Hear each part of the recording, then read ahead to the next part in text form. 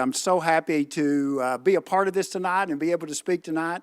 And so I'm going to get started. I only have 7 minutes, I'm told.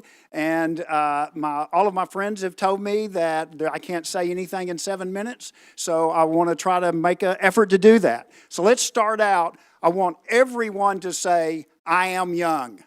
I want you to say, I am young. In the chat, I want you to type in, I am young.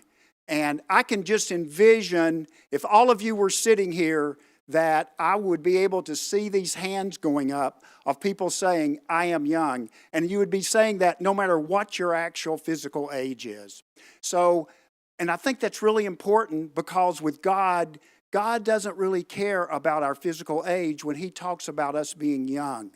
You know, if you read in Matthew chapter 18, Jesus is talking to His disciples, and He says, truly I tell you, unless you change and become like little children, you will never enter the kingdom of heaven. Unless you change and become like little children, you will never enter the kingdom of heaven. Jesus was not talking about everyone becoming a child physically. Jesus was talking about people taking on a childlike mentality. A childlike mentality means that a child is teachable. A child can be molded. A child can be influenced. Why is that important? That's important because I want each one of us, to be able to realize God's greatest potential for us.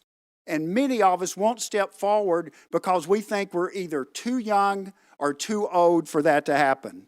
But let me tell you, let me assure you that God's plans for you have nothing to do with your age, young or old. God created each of us with a unique design to fulfill His purpose that He created us for. Let me give you 3 quick examples of that. 2 of them in the Bible, 1 of them not.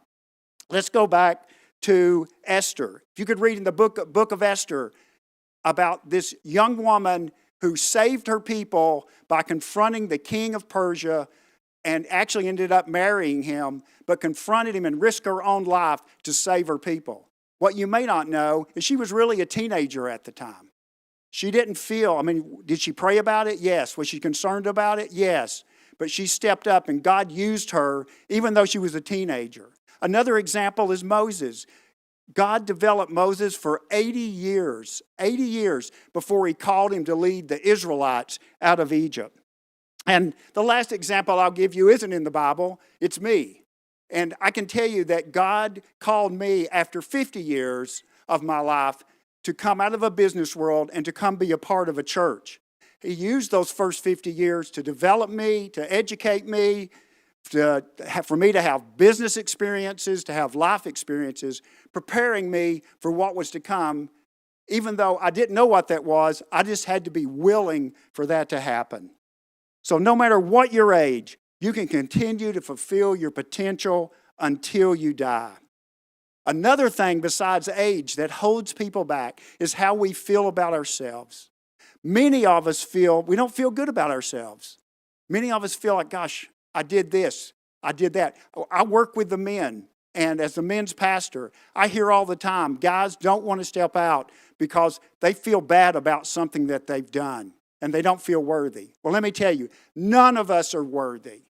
But God loves us so much that He sent Jesus here to take care of our unworthiness so that we don't have to worry about that.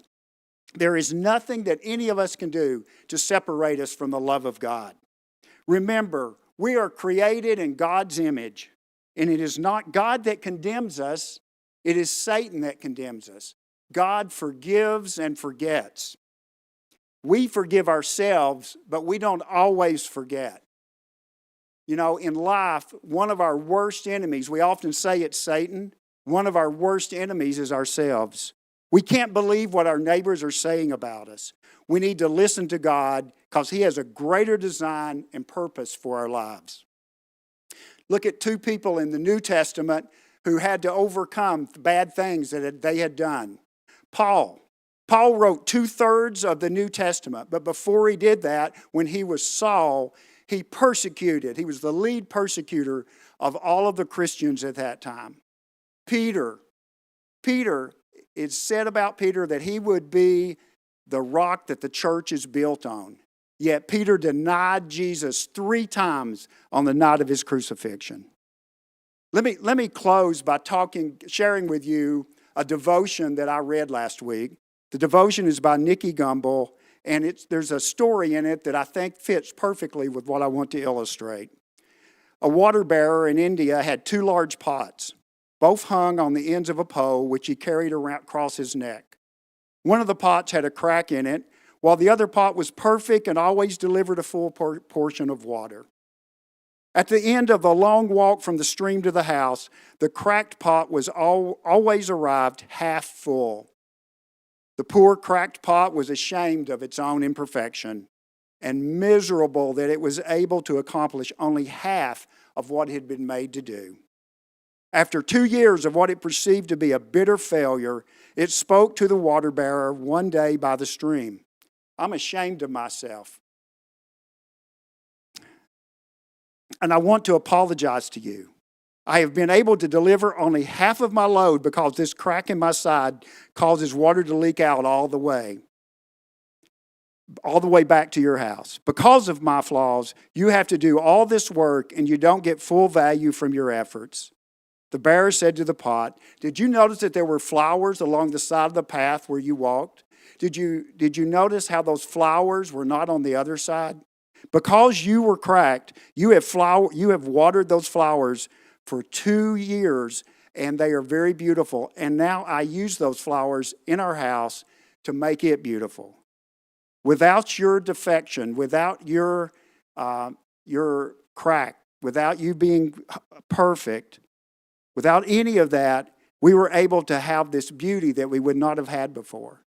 You know, God loves cracked pots, and we are all cracked pots in some way, either through our age, through the way we're made. But I just want to encourage you, we're all that way. And God still has a plan and a purpose for us. And I encourage you that no matter what your age, no matter how you feel about yourself, God loves you, and He's got a plan for you and a purpose for you. And I encourage you to join Him in His plan. Thank you.